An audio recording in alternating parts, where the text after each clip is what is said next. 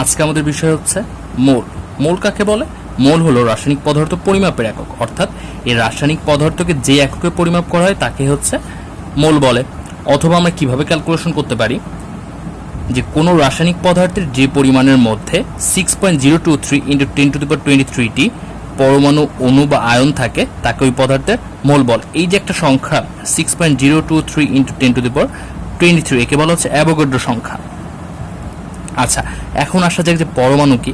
দেখো, পতে পরমাণু, পতে পদার্থ, অর্থাৎ পদার্থের ক্ষুদ্রতম কণিকাকে বলা হচ্ছে পরমাণু। অণু কি? অণু হচ্ছে এই পরমাণুর সমষ্টি, অর্থাৎ একের অধিক পরমাণু যখন পরস্পর সাথে যুক্ত হয় তখন তাকে কি বলা হচ্ছে? অণু। আয়ন কি? এই পরমাণু যখন ইলেকট্রন গ্রহণ বা বর্জনের মাধ্যমে ধনাত্মক আর ঋণাত্মক চার্জ যুক্ত হয় তখন যে অবস্থায় তখন ওই পরমাণুটাকে বলা হচ্ছে আয়ন। আর এই যে এখান থেকে আমরা কি দেখতে পারতেছি যে কোনো রাসায়নিক পদার্থের যে পরিমাণের মধ্যে 6.023 × 10⁻23টি পরমাণু, অণু বা আয়ন থাকে তাকে ওই পদার্থের মোল বলে। অর্থাৎ এক মোল যে কোনো কিছুর সমানই হচ্ছে কি 6.023 × 10⁻23।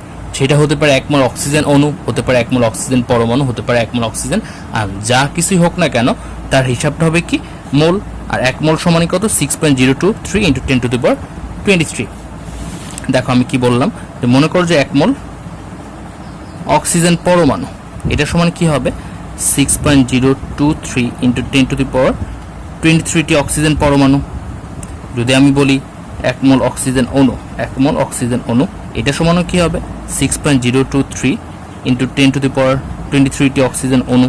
আমি যদি বলি এক মোল অক্সিজেন আয়ন, এক মোল অক্সিজেন আয়ন, সেই ক্ষেত্রেও কি হবে 6.023 × 10⁻23টি কি অক্সিজেন আয়ন।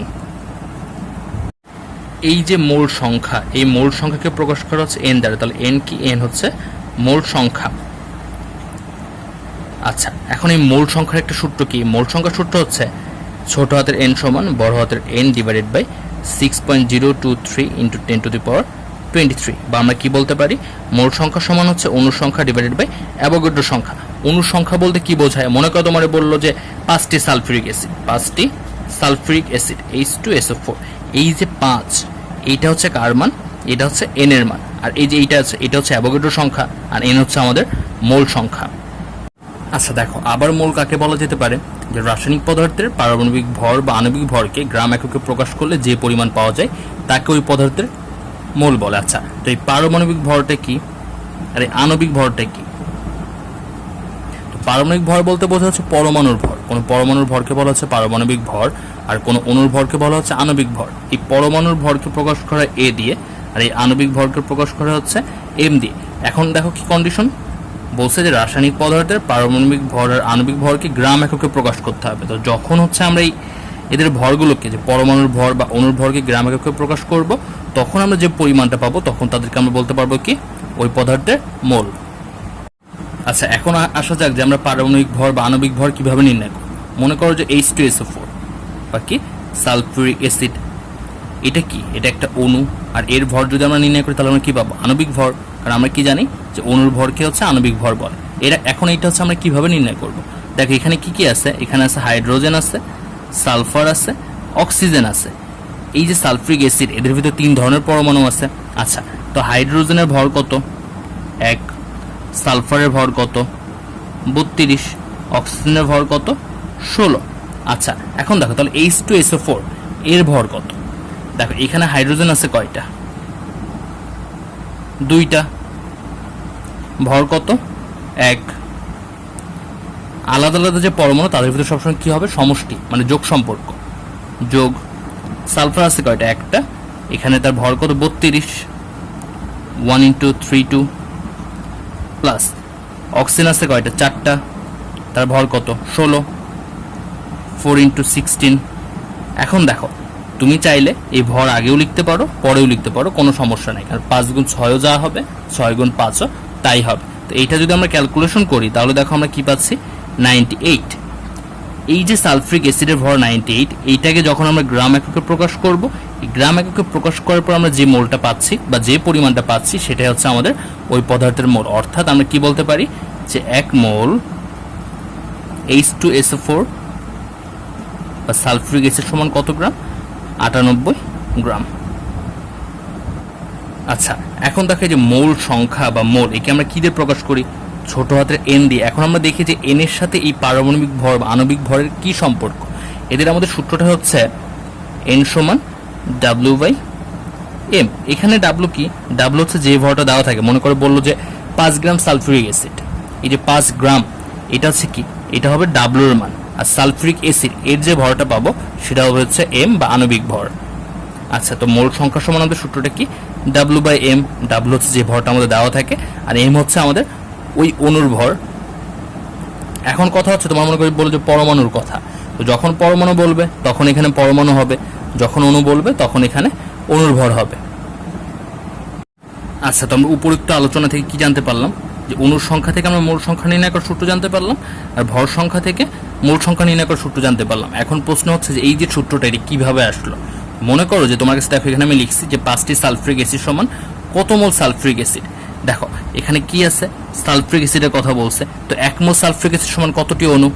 6.023 × 10⁻23, যে 1 মোল সালফিউরিক অ্যাসিড সমান কতটি অণু? 6.023 × 10⁻23টি অণু। আচ্ছা, যেহেতু আমাদের হচ্ছে মোল নির্ণয় করতে বলছে, মানে কি মোলটা আমাদের অবশ্যই ডান পাশে রাখতে হবে, তাহলে আমরা কি লিখি যে 6.023 × 10⁻23টি সালফিউরিক অ্যাসিড সমান কত মোল? 1 মোল সালফিউরিক অ্যাসিড। 1 মোল সালফিউরিক অ্যাসিড। তাহলে একটি সালফিউরিক অ্যাসিড সমান কি হবে? 1/6.023 × 10⁻23 মোল সালফিউরিক অ্যাসিড। তাহলে এখন আমাদের প্রশ্নে কি বলছে? 5টি। তাহলে 5টি সালফিউরিক অ্যাসিড সমান কি হচ্ছে? 5/6.023 × 10⁻23। তো এইটা ক্যালকুলেশন করার পর আমরা যা পাবো সেটাই হচ্ছে আমাদের মোল সংখ্যা। এখন তুমি যদি খেয়াল করো এখানে যে 5, এই উপরে যে 5, এইটা আমাদের কি ছিল? অণুর সংখ্যা, মানে এইটা কি আমাদের বড় হাতের এন, আর এইটা কি আমাদের অ্যাভোগাড্রো সংখ্যা 6.023 × 10⁻23। আর এই যে মোল, এই মোলকে আমরা কি দিয়ে প্রকাশ করি? এন দিয়ে প্রকাশ করি। তাহলে দেখো এখানে আমাদের সূত্রটা কি আসলো? এন সমান বড় হাতের এন ডিভাইডেড বাই হচ্ছে অ্যাভোগাড্রো সংখ্যা 0.623 × 10⁻23, অর্থাৎ মোল সংখ্যা সমান হচ্ছে অণু সংখ্যা ডিভাইডেড বাই অ্যাভোগাড্রো সংখ্যা। তোমরা চাইলে সূত্রের সাহায্যও করতে পারো বা ঐকিক নিয়মও করতে পারো। এখন যদি আমরা ভরের কথা চিন্তা করি, দেখো এখানে বলছি কি যে 5 গ্রাম সালফিউরিক অ্যাসিড সমান কত মোল সালফিউরিক অ্যাসিড। আমাদের দেওয়া আছে কি 5 গ্রাম, আর আমাদের নির্ণয় করতে হবে কত মোল। আচ্ছা, তো এই যে সালফিউরিক অ্যাসিড, 1 মোল সালফিউরিক অ্যাসিড সমান আমরা কি জানি? 98 গ্রাম। তাহলে হচ্ছে 1 মোল H2SO4 সমান আমরা কি জানি? H2SO4 সমান হচ্ছে 98 গ্রাম। আচ্ছা, এখন আমাদের কি নির্ণয় করতে বলছে? কত মোল। তাহলে মোলটা অবশ্যই আমাদের ডান পাশে রাখতে হবে। তাহলে আমরা কি জানি যে 98 গ্রাম সমান কত? 1 মোল। তাহলে হচ্ছে 1 গ্রাম সমান কত হবে? 1/98 মোল। তাহলে 5 গ্রাম সমান কি হবে? 5/98 মোল। এটাকে ক্যালকুলেশন করে আমরা যা পাবো সেটাই তো হচ্ছে আমাদের মোল সংখ্যা। দেখো এখানে যে 5, এই 5টা কি ছিল? 5টা দেখো আমাদের দেওয়া ছিল প্রশ্নে। তো এইটাকে যেটা দেওয়া থাকে সেটাকে আমরা কি দিয়ে প্রকাশ করি? ডাব্লিউ দিয়ে। এমটা আমাদের কি হচ্ছে? এমটা হচ্ছে সালফিউরিক অ্যাসিডের ভর, মানে হচ্ছে আণবিক ভর। এটাকে আমরা কি দিয়ে প্রকাশ করি? এম দিয়ে। তাহলে আমাদের সূত্রটা কি আসলো? এন সমান ডাব্লিউ বাই এম, অর্থাৎ হচ্ছে যে ভরটা দেওয়া থাকে সেইটা ডিভাইডেড বাই হচ্ছে অণুর ভর। এবার চলো কিছু গাণিতিক সমস্যার সমাধান করে আসি। আচ্ছা, গাণিতিক সমস্যার সমাধান। দেখো এখানে কি বলা আছে যে 5 গ্রাম সোডিয়াম ক্লোরাইডে কত মোল সোডিয়াম ক্লোরাইড বিদ্যমান। পরিমাণ কতটুকু দেওয়া আছে? 5 গ্রাম সোডিয়াম ক্লোরাইড, অর্থাৎ NaCl। প্রশ্নে কি বলছে? কত মোল। দেখো আমরা আগে জানতে পারছি কি, এই যে মোল একে কি দিয়ে প্রকাশ করা হয়?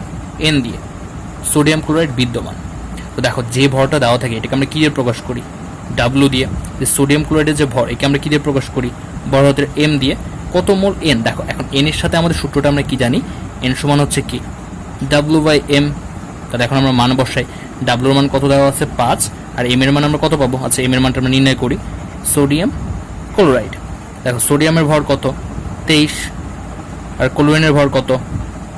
35.5। তাহলে কত হচ্ছে? 58.5। তাহলে এখন আমরা ভাগ করি 58.5। এবার ক্যালকুলেশন করি।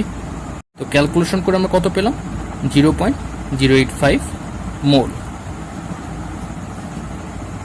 আচ্ছা, এখন দেখো আরেকটা সমস্যা দেওয়া আছে যে 5 গ্রাম সোডিয়াম ক্লোরাইডে কতটি সোডিয়াম ক্লোরাইড অণু বিদ্যমান। আচ্ছা, পরিমাণ কত?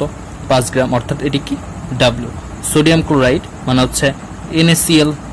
তো আমরা প্রথম অঙ্ক থেকে কি দেখতে পারলাম, এম এর মান আমাদের কত আসলো 58.5।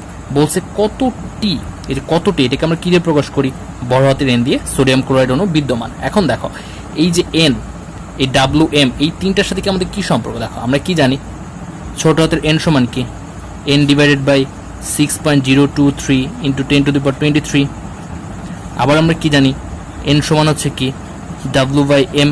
দেখো এইটাকে যদি আমরা 1 নম্বর সূত্র ক্যালকুলেশন করি, এটাকে যদি আমরা 2 নম্বর সমীকরণ দেই, তাহলে দেখো 1 আর 2 হতে আমরা কি পাচ্ছি, যে W/m সমান n divided by 6.023 into 10 to the power 23। এখন আমাদের কার মান নির্ণয় করতে হবে? আমাদের নির্ণয় করতে হবে হচ্ছে n এর মান। তো মান বসাও, W এর মান কত 5, m এর মান কত 58.5, n আমরা নির্ণয় করব, আর নিচে কত আছে 6.023 ইন্টু 10 টু দি পাওয়ার 23। এবার আমরা ক্যালকুলেশন করি। তো ক্যালকুলেশন করে আমরা n এর মান কত পাচ্ছি 5.11 ইন্টু 10 টু দি পাওয়ার 22, অর্থাৎ 5 গ্রাম সোডিয়াম ক্লোরাইডে 5.11 ইন্টু 10 টু দি পাওয়ার 22টি সোডিয়াম ক্লোরাইড অণু বিদ্যমান। আচ্ছা, এখন দেখো আমাদের কি বলা আছে যে 5 গ্রাম সোডিয়াম ক্লোরাইডে কতটি সোডিয়াম ও ক্লোরিন পরমাণু বিদ্যমান, অর্থাৎ সোডিয়াম ক্লোরাইডের ভিতরে কয়টা সোডিয়াম আছে আর কয়টা ক্লোরিন পরমাণু আছে ওইটা আমাদের নির্ণয় করতে হবে। তো 5 গ্রাম এটা মানে কি W, সোডিয়াম ক্লোরাইড, m এর মানে আমরা কি পেলাম 58.5। সোডিয়াম কতটি সোডিয়াম আর কতটি ক্লোরিন পরমাণু বিদ্যমান। আচ্ছা, তো আমরা দেখো পূর্বের সমাধান থেকে আমরা কি দেখতে পারলাম যে 5 গ্রাম সোডিয়াম ক্লোরাইড কতটি সোডিয়াম ক্লোরাইড অণু বিদ্যমান, দেখো এতটি।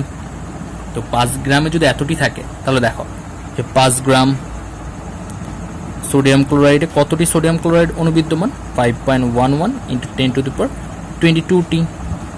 এখন দেখো সোডিয়াম ক্লোরাইড, এখানে সোডিয়াম আছে কয়টা, একটা, ক্লোরিন আছে কয়টা, একটা। তাহলে 5 গ্রাম সোডিয়াম ক্লোরাইডে সোডিয়াম পরমাণুর সংখ্যা কি হবে 5.11 into 10 to the power 22 into 1 সমান কি হয় 5.11 ইন্টু 10 টু দি পাওয়ার 22। অনুরূপভাবে 5 গ্রাম সোডিয়াম ক্লোরাইডে ক্লোরিন পরমাণুর সংখ্যা কত 5.11 into 10 to the power 22 into 1 সমান কত হচ্ছে 5.11 into 10 to the power 22। Molar আয়তন, দেখো মোলার আয়তন কাকে বলে, যে 1 মোল গ্যাসীয় পদার্থের আয়তনকে মোলার আয়তন বলে, অর্থাৎ 1 মোল গ্যাসীয় পদার্থ যে পরিমাণ আয়তন দখল করে সেটি হচ্ছে তার মোলার আয়তন। এই মোলার আয়তন দুইটা জিনিসের উপর নির্ভর করে, একটা হচ্ছে চাপ আর একটা হচ্ছে তাপমাত্রা। তুমি যদি তাপমাত্রা বৃদ্ধি করো তাহলে আয়তন বৃদ্ধি পাবে, আর যদি চাপ বৃদ্ধি করো তাহলে আয়তন হ্রাস পাবে, অর্থাৎ হচ্ছে আয়তন কমে যাবে। এখন দেখো এসটিপি বা হচ্ছে প্রমাণ অবস্থা, যার পুনরূপ হচ্ছে স্ট্যান্ডার্ড টেম্পারেচার অ্যান্ড প্রেশার। এখন দেখো এসটিপিতে তোমার তাপমাত্রা হচ্ছে 0 ডিগ্রি সেলসিয়াস আর চাপ হচ্ছে 1 বায়ুমণ্ডলীয় চাপ বা 1 অ্যাটমসফিয়ার। আচ্ছা, তো এই এসটিপিতে কোনো গ্যাসের মোলার আয়তন হচ্ছে 22.4 লিটার। এই আয়তনকে প্রকাশ করা হচ্ছে ভি দিয়ে। তো সূত্র হচ্ছে n সমান ভি ডিভাইডেড বাই 22.4। এখানে n হচ্ছে মোল সংখ্যা, যেটা আমরা পূর্বেই জেনেছি। ভিতে হচ্ছে আয়তন, আর 22.4টা কি, 22.4টা হচ্ছে কোনো গ্যাসের মোলার আয়তন। এটা কখন হবে, এটা হবে হচ্ছে প্রমাণ অবস্থায়। আচ্ছা, এবার একটা গাণিতিক সমস্যা সমাধান করা যাক। দেখো এখানে কি বলা আছে যে প্রমাণ অবস্থায় 5 লিটার মিথেন গ্যাসে কয়টি হাইড্রোজেন পরমাণু থাকে। দেখো কি বলছে, প্রমাণ অবস্থা মানে হচ্ছে এসটিপি, 5 লিটার মানে ভি দেওয়া আছে, মিথেন গ্যাসের সংকেত কি CH4। আচ্ছা, কয়টি মানে কি বলছে এর নির্ণয় করতে। এখানে কি বলে দিচ্ছে হাইড্রোজেন পরমাণুর সংখ্যা কত, মানে CH4 এ হাইড্রোজেন কয়টা আছে। দেখো CH4 এ হাইড্রোজেন কয়টা আছে আমাদের এখানে, আমরা দেখতে পারতেছি 4টা। এখন এই পরমাণুর সংখ্যাটা হচ্ছে আমাদের নির্ণয় করতে হবে। তো প্রথমে আমরা যে কাজটা করব, প্রথমে আমরা দেখব যে 5 লিটার মিথেন গ্যাসে কতগুলো অণু আছে। তো যখন আমরা মিথেনটা নির্ণয় করতে পারবো তখন আমরা দেখতে পারবো যে 5 লিটার মিথেন গ্যাসে কতটা হাইড্রোজেন পরমাণু আছে। তো প্রথমে মিথেনটা নির্ণয় করা যাক। দেখো এখানে বলে দিচ্ছি কি ভি এর মান দেওয়া আছে কত 5 লিটার মিথেন গ্যাস, তাহলে এম এর মান কত হবে। দেখো কার্বনের পারমাণবিক সংখ্যা কত 12, হাইড্রোজেনের কত 1, কয়টা আছে 4টা, তাহলে টোটাল কত হচ্ছে 16। আচ্ছা, আমরা এখন সূত্র কি জানি? আমরা একটা সূত্র জানি হচ্ছে n সমান W/m। আর একটা সূত্র আমরা কি জানি? n সমান 6.023 ইন্টু 10⁻23। আর একটা সূত্র আমরা কি জানি? n সমান v/22.4। এখন প্রশ্ন হচ্ছে আমরা এখানে কোন সূত্র অ্যাপ্লাই করব। তো এই ক্ষেত্রে আমরা যে বিষয়টা খেয়াল করবো যে আমাদের কাদের কাদের মান দেওয়া আছে। দেখো, তুমি যদি এই সূত্রের ক্ষেত্রে খেয়াল করো, এখানে কি ডাব্লুর মান দেওয়া আছে কোথাও? তো কোনো জায়গায় ডাব্লুর মান দেওয়া নেই, তার মানে কি আমরা এখানে এই ফর্মুলাটা অ্যাপ্লাই করতে পারবো না। তো আমাদের নির্ণয় করতে হবে n। আচ্ছা, তো আমরা এই ফর্মুলা অ্যাপ্লাই করতে পারবো। আমাদের ভি এর মান দেওয়া আছে, তো আমরা এই ফর্মুলা অ্যাপ্লাই করতে পারবো। মনে করো এটাকে আমরা ধরলাম 1, আর এটাকে হচ্ছে আমরা ধরলাম 2। তাহলে 1 আর 2 হতে আমরা কি পাচ্ছি? n/6.023 ইন্টু 10⁻23 সমান হচ্ছে v/22.4। তো এখান থেকে আমাদের কার মান নির্ণয় করতে হবে? এখান থেকে আমরা নির্ণয় করবো হচ্ছে n এর মান। তাহলে এখন আমরা মান বসাই, n/6.023 ইন্টু 10⁻23। ভি এর মান কত দেওয়া আছে? 5/22.4। এখন আমরা ক্যালকুলেশন করি। আচ্ছা, তো ক্যালকুলেশন করার পর আমরা n এর মান কত পাচ্ছি? 1.33 ইন্টু 10⁻23। এই যে 1.33 ইন্টু 10⁻23, এটা কি ছিল? এটা হচ্ছে আমাদের 5 লিটার মিথেন গ্যাসের অণুর পরিমাণ। তাহলে দেখো, তো 5 লিটার মিথেন গ্যাস, তো এই একটা মিথেন গ্যাসে দেখো কতটুকু, কয়টা ছিল? হাইড্রোজেন আমাদের কয়টা আছে? 4টা। তাহলে 5 লিটার মিথেন গ্যাস, তাহলে হচ্ছে 5 লিটার মিথেন গ্যাসে হাইড্রোজেন পরমাণুর সংখ্যা কত হবে?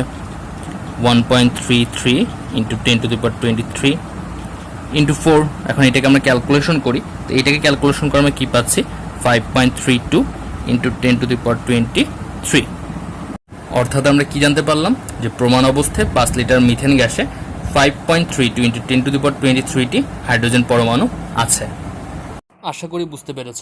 আজকের ভিডিওটা এই পর্যন্তই। তো পরবর্তী ভিডিও আসা পর্যন্ত ভালো থাকো, সুস্থ থাকো, নিরাপদে থাকো, এবং আমাদের চ্যানেলে যে কোনো আপডেট পেতে এখনই সাবস্ক্রাইব করো এবং কমেন্ট করে জানাও যে কোন কোন বিষয়ের উপরে ভিডিও বানালে তোমাদের জন্য ভালো হয়।